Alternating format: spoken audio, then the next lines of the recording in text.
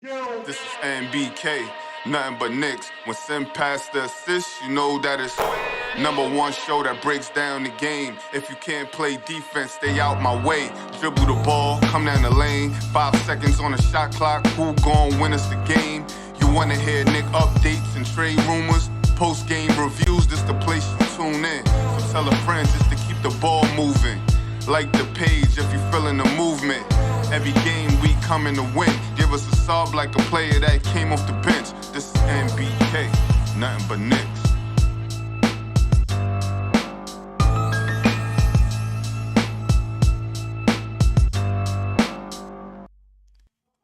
Knicks family, what's poppin'? It's your boy. Ladies and gentlemen, the New York Knicks, off of a big win, a blowout win last night versus the Los Angeles Clippers. The New York Knicks are on the second night of a back-to-back, and they're in Sacramento. See if they can get another win, ladies and gentlemen. Got my man Tony Crow here, and, you know, we're going to go ahead and break this one down. It's going to be a short one, ladies and gentlemen, because I got something I got to get to. It's going to be a short one, but we're going to break it down for you. Tony, what's popping with you, my man? How you feeling? Not much, Sim. What's going on? Shout out to the chat. Your black is time. You know, still feeling good about last night's game.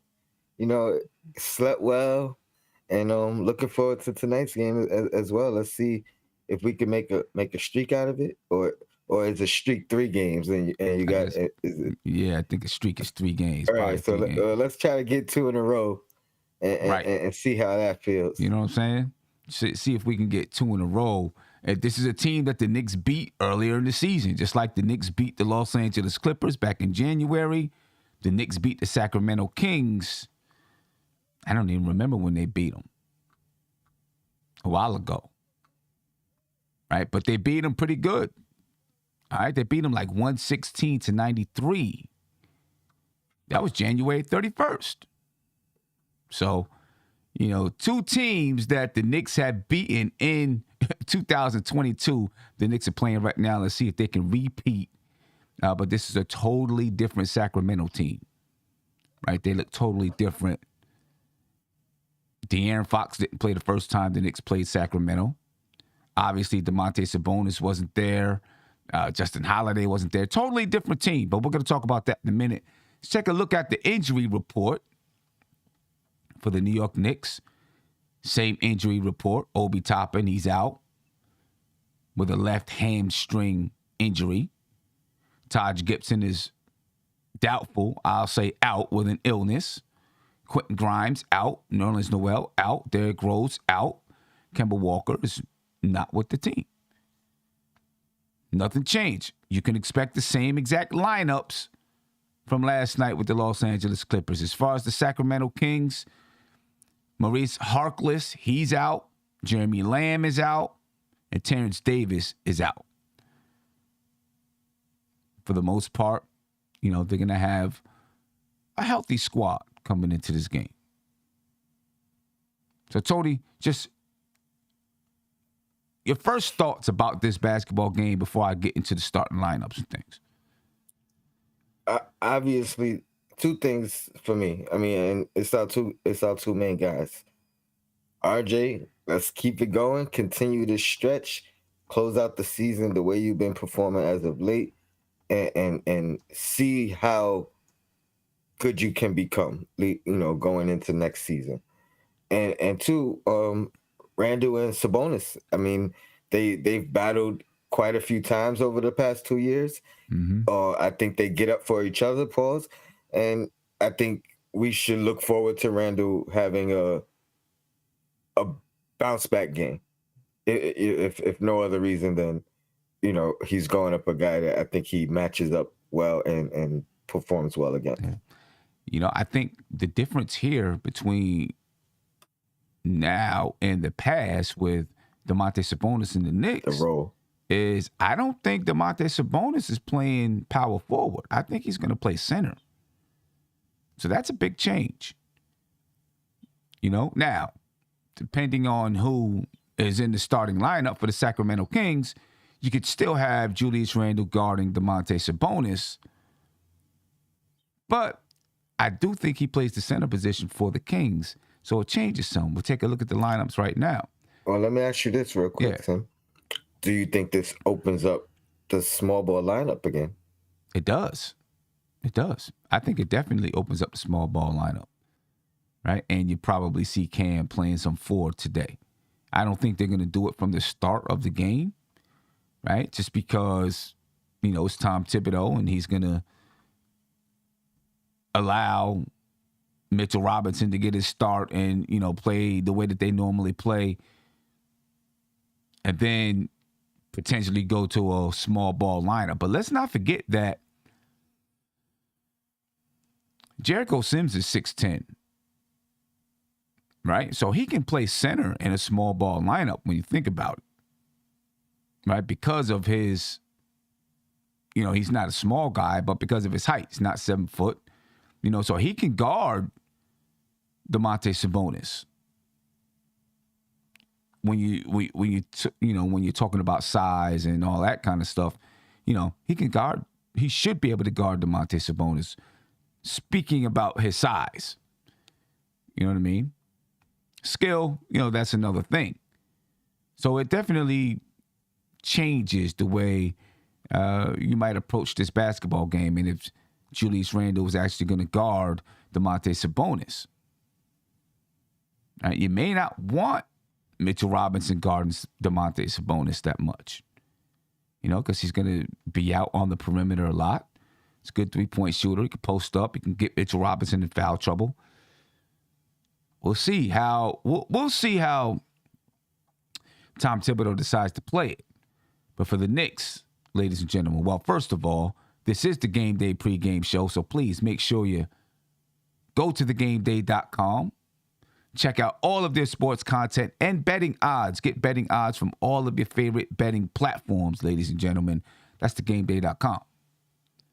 But for the Knicks, their projected starting lineup for tonight, Alec Burks, Evan Fournier, RJ Barrett, Julius Randle, and Mitchell Robinson. The Knicks just won. Don't expect Tom Thibodeau to make a change in that starting lineup.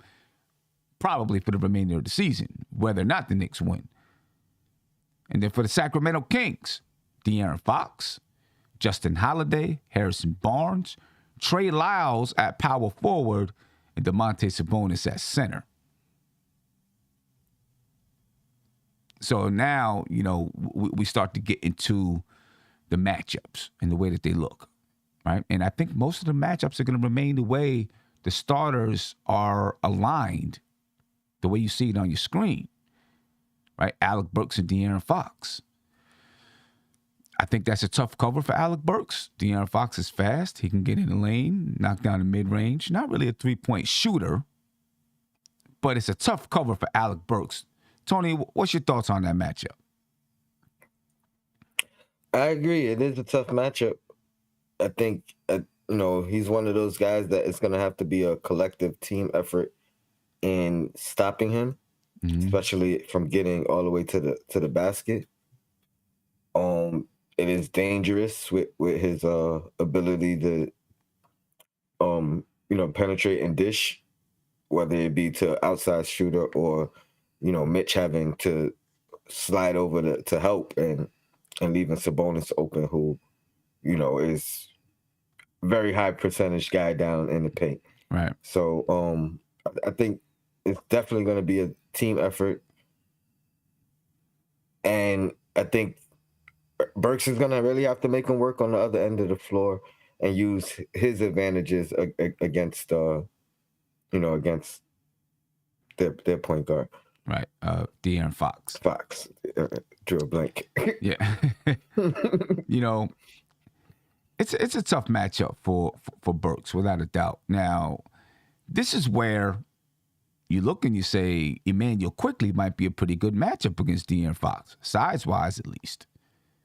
You know what I'm saying? I don't think there's a chance that Tom Thibodeau is going to start Emmanuel Quickley, but throughout the game, I wouldn't be surprised if you see Emmanuel Quickley guarding De'Aaron Fox, and maybe even down the stretch. If it's a close game down the stretch, you may see Emmanuel Quickley getting some time on De'Aaron Fox, maybe even Miles McBride getting some time on De'Aaron Fox, now that Miles McBride is getting more playing time. But to start the game, It's going to be a tough matchup for Alec Burks. I'm giving this one to De'Aaron Fox because I think he just has the speed. He's a better scorer than Alec Burks. Obviously, Alec Burks can have one of those nights. And then you got Evan Fournier and Justin Holiday. Justin Holiday is, he's a decent defender. I don't see him shutting anybody down, but he's a decent defender. Can obviously get hot, knock down threes. I don't see it being anybody that Evan Fournier should really struggle with. Right? I don't see him being able to really hurt Evan Fournier by breaking him down off the dribble. Right? He's the kind of guy that's going to come off screens, catch and shoot, et cetera, et cetera. Evan Fournier, I think, should do a decent job playing against guys like that. How do you look at this matchup? I'm going to go Fournier, but here's the thing. I can see a few things happening. Mm-hmm. One, Fournier has to stay focused. Don't sleep on your opponent in this game, because what he does well could kill you for a game.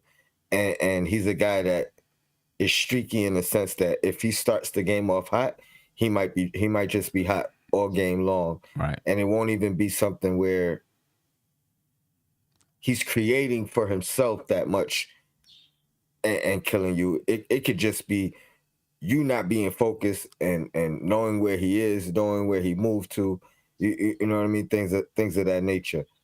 And then on the flip side, I think Fournier he's a prideful guy. So when guys are guarding him in the manner of which he plays defense, I don't know why I'm drawing a blank on every player right now, or the way Holiday plays defense. I think it could bring out the best in Fournier because he has that type of attitude, and where, you know what I mean, he's not saying he doesn't get shut down, but he's prideful in the sense that he's going to go back at you on the offensive end if he feels like you're testing him defensively. Right.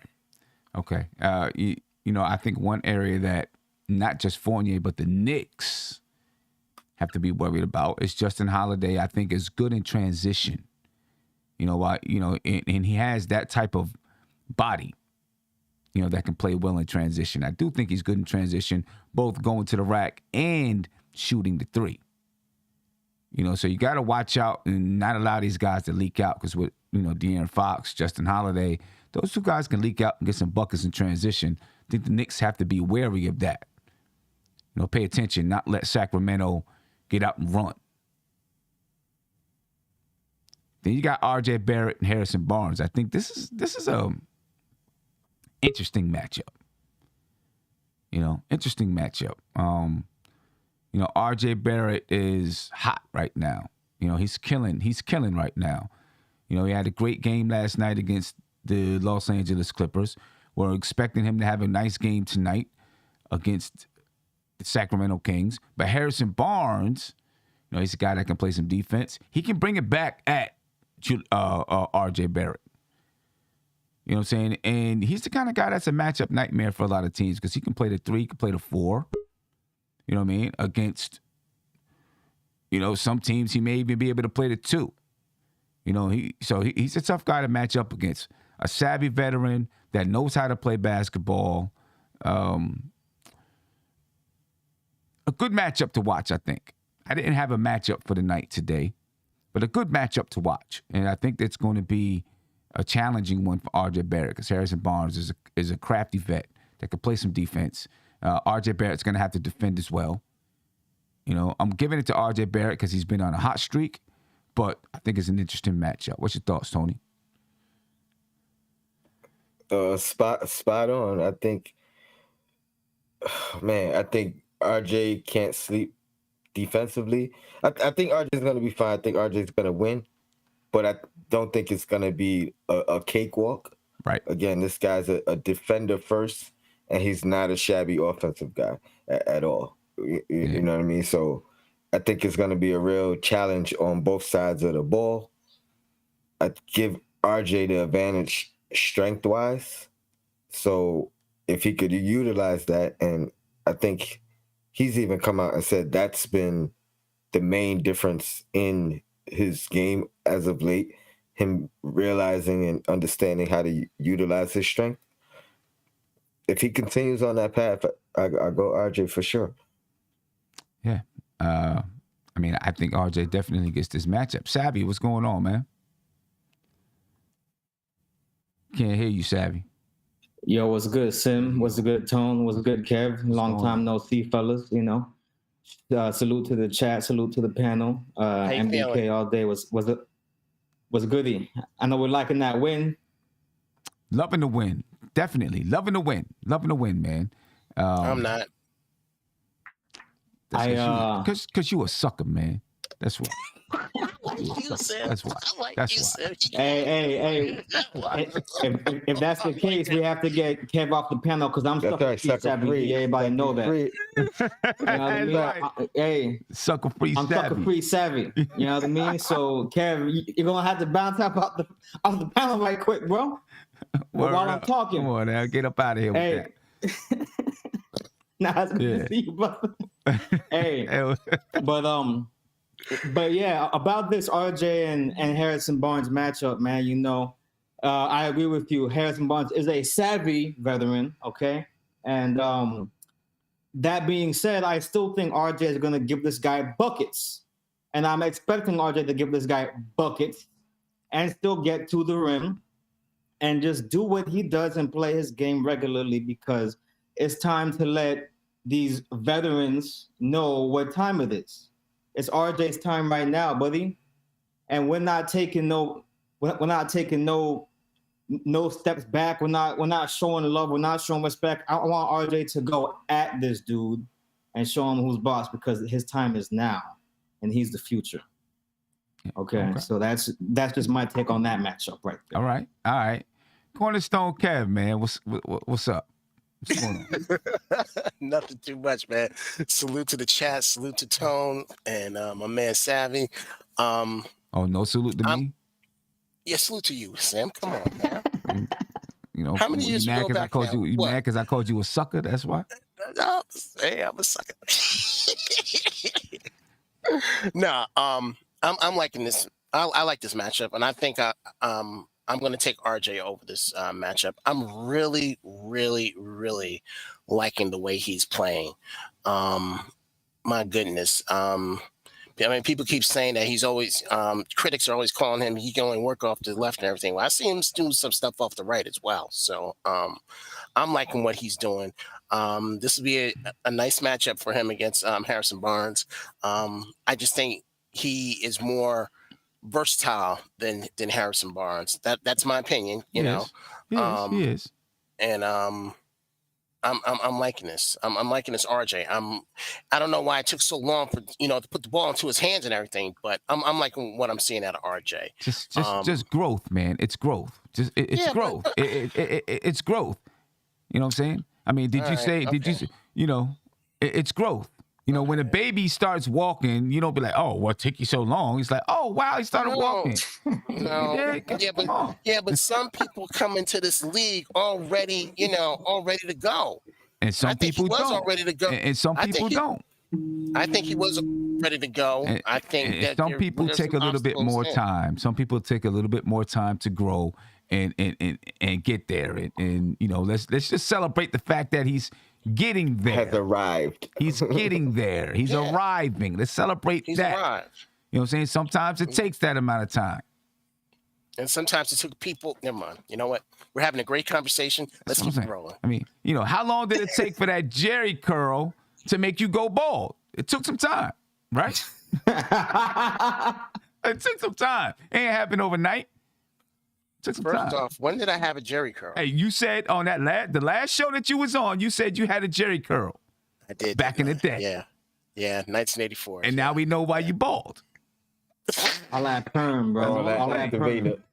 No, because I tried to get the kitten play, high top fade, and unfortunately, it was cut off. Unfortunately, yeah. Ken was Cat Williams back in the day. And so now, now we have an interesting Now is when the lineup gets interesting, right? Because normally Julius Randle would guard Domantas Sabonis and vice versa. But that was when he was playing for Indiana, right? Indiana, Miles Turner was playing center. Domantas Sabonis was playing power forward. It looks like now Sabonis is playing center and Trey Lyles is playing power forward. So how do you see, Tony, how do you see this matchup working? Do you see Julius Randle still guarding Sabonis and Mitchell Robinson guarding Trey Lyles? Or will Mitchell Robinson guard Sabonis and Julius Randle guard Trey Lyles? Trey Lyles is 6'9", by the way. I actually like the challenge of Robinson going up against a strong guy like Sabonis, especially given what he's been showing as of late. You know, performance against Ayton, Zubac is no slouch. So I'd rather see that. And I actually like the challenge of, now it's risky, the challenge of Randle going up against what's that dude's name again? Trey Lyles. Trey Lyles. Because he's like a versatile big. You know what I mean? Like he could do a lot of things, probably not a master at none, but can just kind of do a little bit of everything. And let's see if Randle could just remain cool and keep calm and not you know what I mean? Because that's the kind of guy that can kind of make him lose his head. Yeah. Just going off in a variety of different ways. But I mean, even with all that being said, Randle should win that matchup, and Mitch playing the way he's been playing should win that matchup. I don't necessarily. I would only put Randle on Sabonis if we're running some type of small ball lineup, and he's at center. I'm not going to adjust to your lineup. I'm going to rock with our lineup and deal with the challenges of it. Okay. All right. And, Trey Lyles, again, he's 6'9", 234 pounds. He shoots the three ball at about 30% this season, 46% from the field. 4 rebounds a game, 1.1 assists per game. Domantas Sabonis, he shoots the ball this season at about 30% from the field as well. Obviously, he can score the ball better than Trey Lyles. He's averaging 18.6 points per game for the season. All right, shooting 58% from the field in total this season. All right, so it's going to be, let's put it like this. This probably creates a lot of switchability for the Knicks, right? Because when you look at it, it's like, okay, either Mitch or Randle, one of them are going to be on a guy they're both going to be on a guy that's 6'10", 6'9", 6'10", so there can be a lot of switching going on. But we talked about it earlier. This does allow for the Knicks to play a little bit more small ball tonight if they want to, right? And let's not forget that Jericho Sims, as we mentioned earlier, he's 6'10", so, you bring him in to guard either one of these guys, the matchup is still there. It's not like Domantas Sabonis or Trey Lyles is now towering over Jericho Sims. But, Savvy, what's your take, man? Does Julius Randle guard Domantas Sabonis or Trey Lyles, or Mitchell Robinson guard Trey Lyles or Domantas Sabonis? How do you see it? I think you put in Mitch against him and let him do what he do. You know what I mean? I think it's a good challenge for Mitch to have to adjust to a matchup of that size, right? And let's not forget that Sabonis is still a very deft and seasoned player who is just as cerebral as he is physical, right? And so I think that it's going to be a very pleasant experience to watch Mitchell Robinson try to figure that out and problem solve, and that can go a long way towards deciding,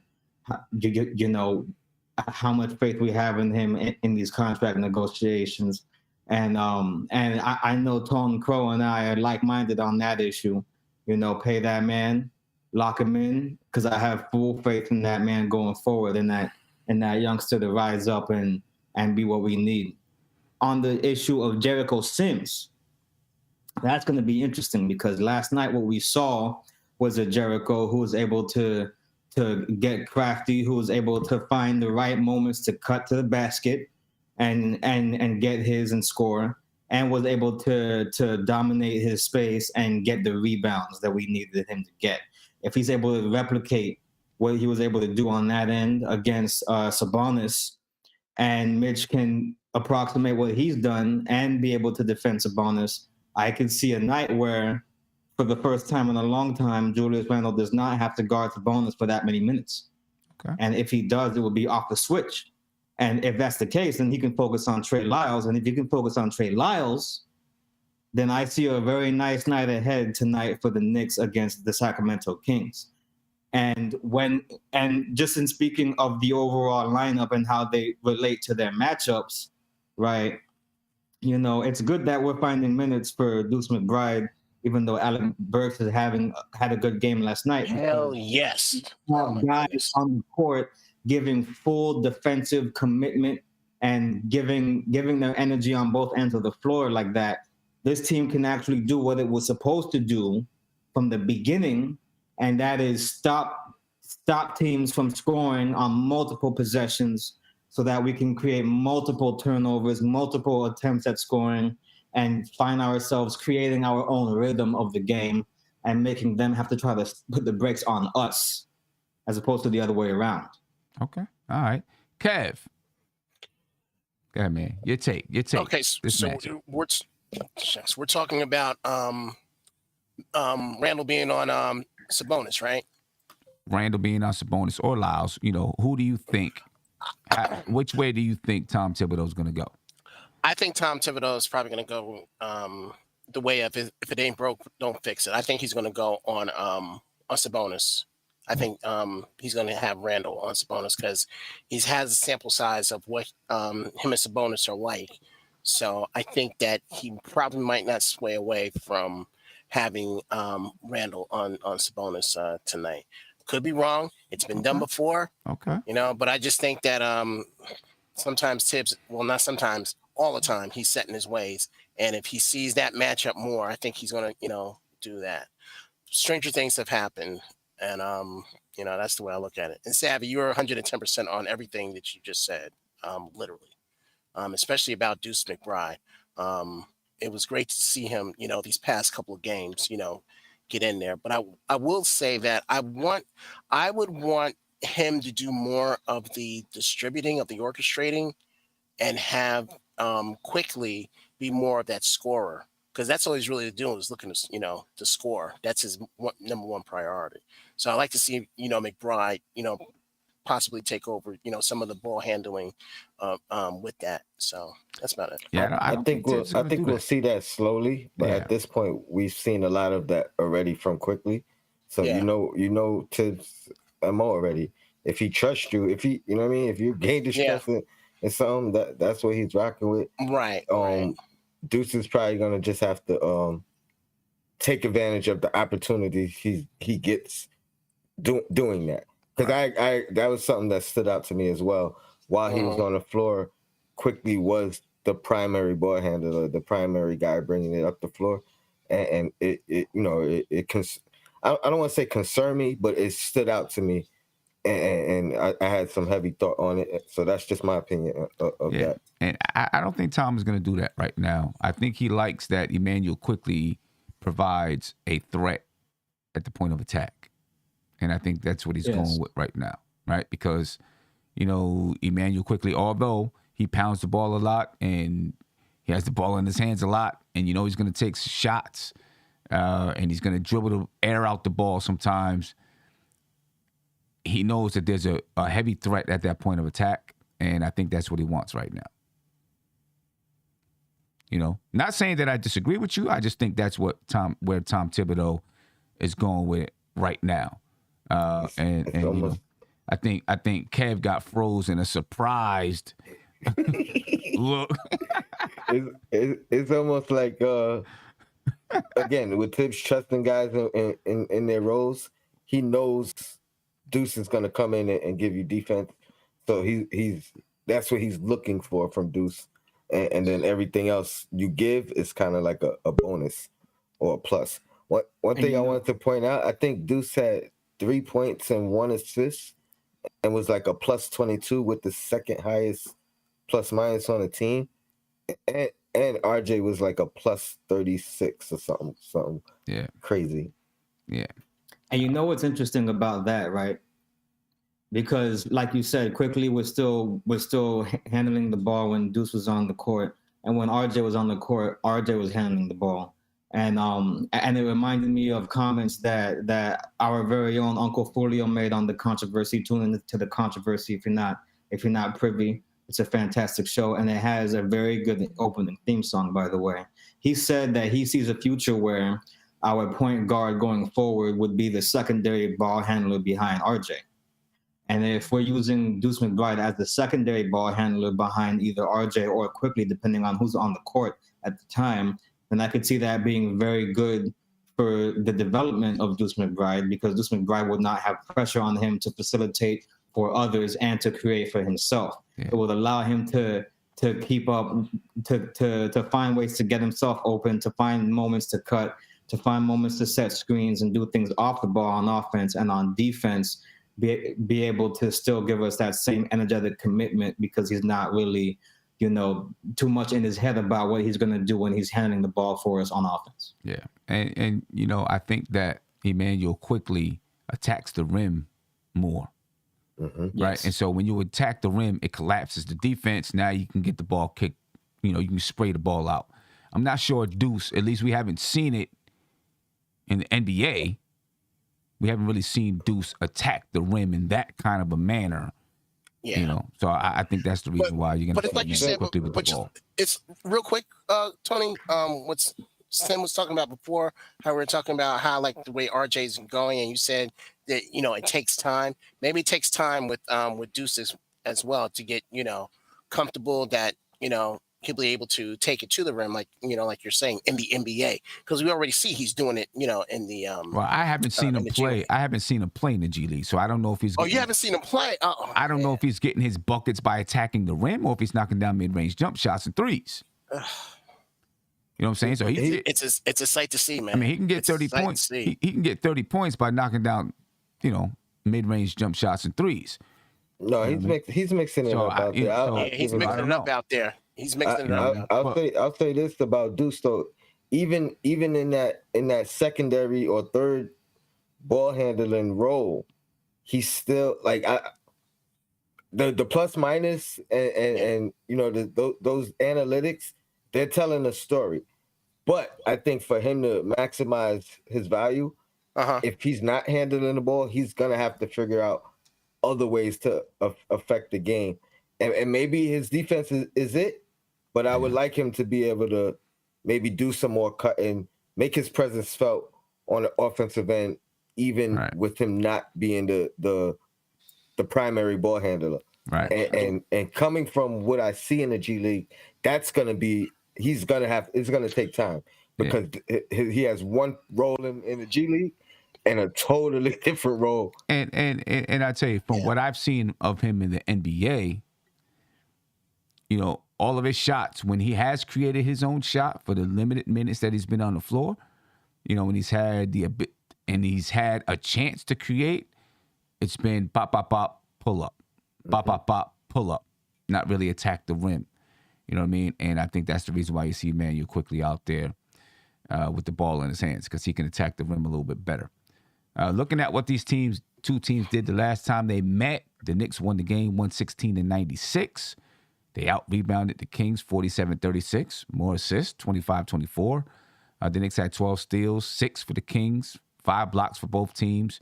Both teams turned the ball over a lot, but the Knicks shot the ball well, 50% from the field, 37% from three, and 79% from the free throw line, while the Kings were 43% from the field, 29% from three, and 50% from the free throw line. And if the Knicks expect to win tonight, they're going to need the same type of shooting numbers from the field, from the three-point line, and from the free throw line. We'll see if the Knicks can duplicate that. But that's what happened in the previous game The Knicks won that one. The Knicks beat the Los Angeles Clippers the first time they played them, and they beat them last night. The Knicks beat the Kings late January. Will they beat them tonight? We will see, ladies and gentlemen. My keys to the game, very similar to what they've been. Not very similar, exactly like what they've been over the past couple of weeks. Hold the lead, take care of the basketball, stay out of foul trouble, be on your defensive rotations and communication, finish with a rebound, and execute down the stretch. The Knicks didn't have to go down the stretch last night versus the Clippers. Yeah, they didn't. Right? But they did all of these things. There were a couple lapses on the defensive side, but for the most part, they did all of these things. We'll see if they can repeat it tonight. Let me get to a couple of super chats. I want to get you guys keys and some predictions. Like I said, this is going to be a short show because I got to get to an event, but I want to make sure I hear from you guys. JT, big shout out to JT. Thank you for the super chat. And he said, Obi is out with a hurt pride, not a hurt hamstring. All jokes aside, Cam should be starting. He and RJ could be a future PG-13 and Kawhi Leonard, stone face. Not gonna give him that yet. Not yet. No. He said could be. He said could be. Yeah. He didn't say they were. He said they could be. That's right. He did say could be. He said could be. Yes, you're totally right. Yeah, he said totally right. I mean, I like that. I like it. Yeah, and then Kaiser. This is the first time I ever seen Kev say he don't want to start a guy immediately. He's already said it. He don't need to say it now. He's already said it. Trust me. What are you talking about, Sammy? I just gave you some praise. Are you trying to roll on me? Really? Yeah. That's what we doing? Yeah. That's the first time. My man Kaiser Soul. The cornerstone. Kaiser Soul said, I like Randall on Lyles because Mitch cannot chase Lyles on the perimeter. Good point. So, all right. I want to get you guys any keys to the game that you have and then get your predictions for the night. And then I'm going to head about. Tony, I'll start with you. Number one is really just play discipline. Low turnovers like early in the season would be nice. I think we did that last game. I think we had 10, maybe 12. But I know it was relatively low for the majority of the game. Let's do that. We gotta convert our free throws. I mean, it didn't bite us. It didn't come back to bite us last game, but you could definitely argue it did. You know what I mean? It did the game before, and then that's been a trend all season. If we get up, let's keep the lead. Let's try to reverse this trend of us losing the league. Again, we did it last night. We kept the lead, they cut it to 12. They couldn't get it under that. But the trend's been us losing leads. So let's try to reverse some of these trends that have been going on in the past 10 games, if not 20 games, if not throughout the whole season. Okay. All right. Savvy? Number one, communicate. I think a big thing that contributed to our success last night, aside from facing a team that didn't have their two stars on the court, was that we were able to communicate. I think that particular lineup where it was Mitch and IQ and RJ together, you know, as the first three out there, interchange Mitch and Sims, put either Randall or Reddish in that 4 spot. I think those guys all have a good dynamic. I think we found chemistry. I think communication played a big role, and that they were able to trust each other. And that's also another thing I want us to do, is trust each other, make that extra pass, okay, and really systematically break down these defenses that we go up against. But the main thing, though, is for our fives, Robinson and Sims, stay on your feet on defense. Do not foul this man. Do not let him trick you into fouling him and sending him to the line. Because I could already see that's going to be a thing tonight. He's going to try to get to the line and get you in foul trouble and get you subbed out early and have a new guy come in to try to figure him out. He gonna get a couple extra minutes before he sits down because now he can break down a new guy. Nah, be very tactile about how you play defense tonight, and don't forget to communicate. That's basically my whole key right there. Okay, all right, and Kev. Okay, salute again to you, Sam, Tony, and Savvy, and to the chat. You guys have pretty much said everything that of y'all's keys tonight, which I totally agree with.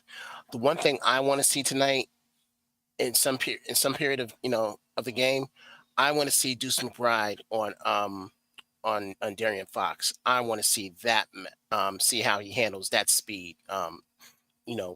McBride. I want to see how Deuce handles Darian Fox tonight. That's one thing I want to see, and if it works, I hope that Tibbs just keeps milking it, because I think he's probably the only.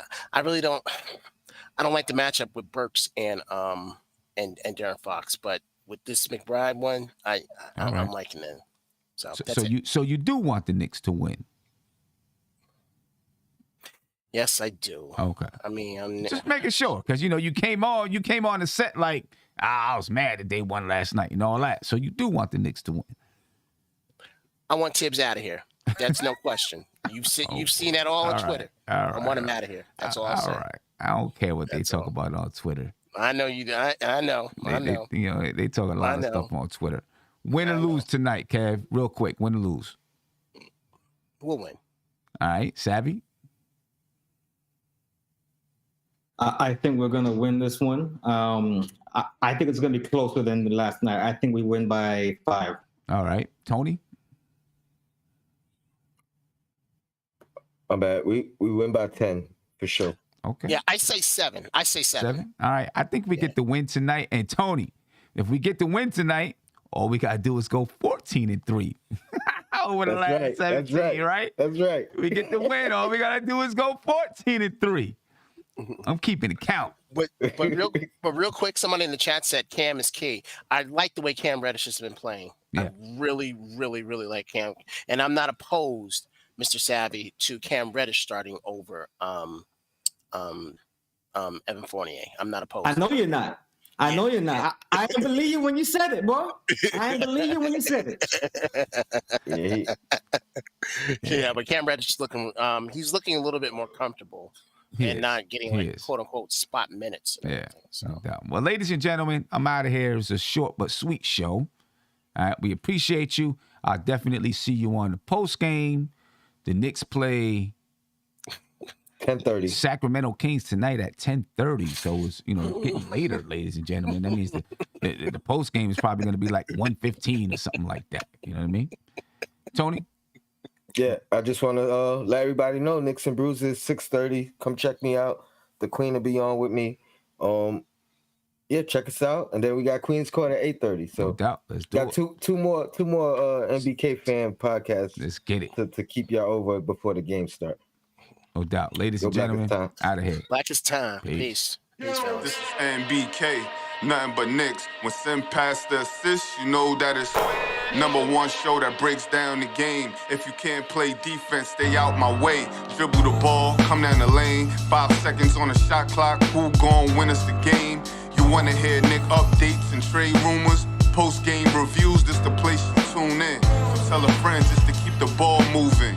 Like the page if you feeling the movement. Every game we coming to win. Give us a sub like a player that came off the bench.